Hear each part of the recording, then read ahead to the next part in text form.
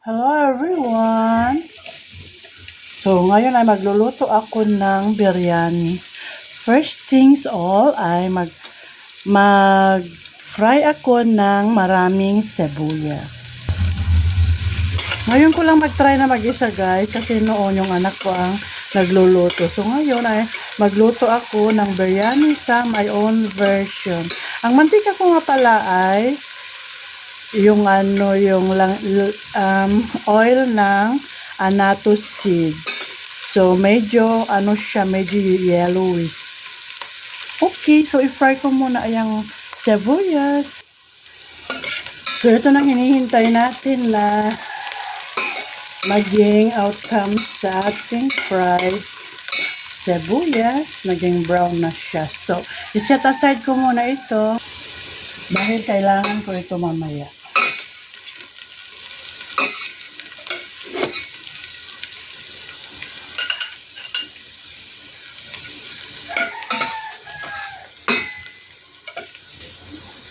Okay, iwan natin yung iba dyan at gagamitin ko sa pangluto sa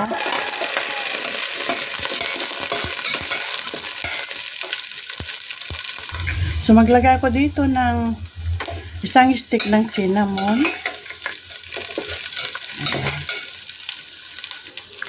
So ilalagay ko na pala itong stick dyan.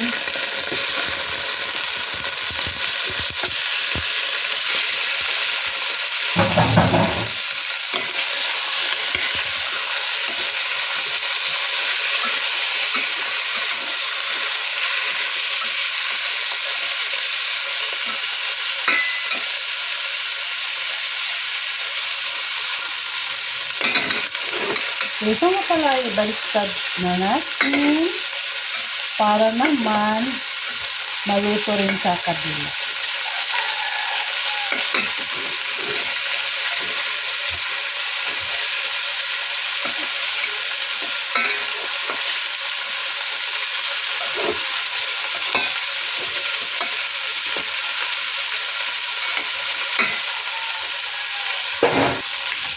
So, maglalagay na ako dito ng tomato paste.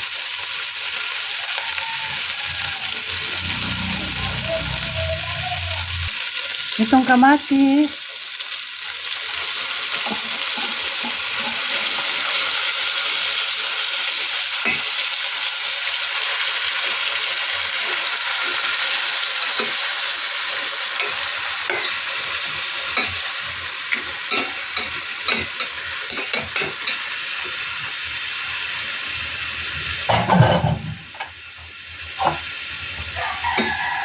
Itong spices niya, hinalo-halo ko na ito guys. May graham masala at biryani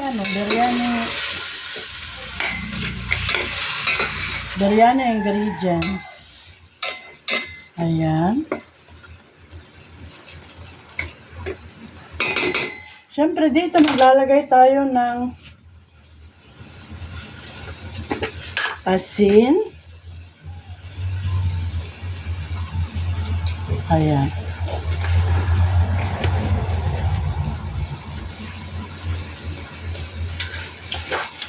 Tsaka itong yogurt. Ayan siya guys.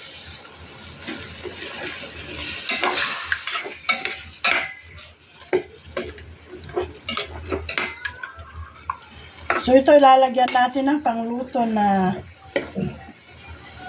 siyempre tubig. At takpan muna natin para ito ay maluto.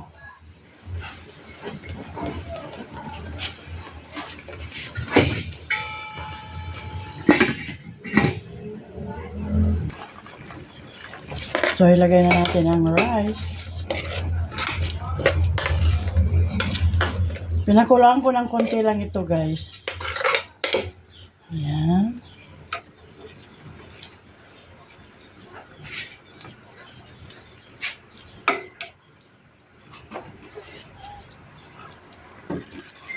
So, dito, ibabalik ko na itong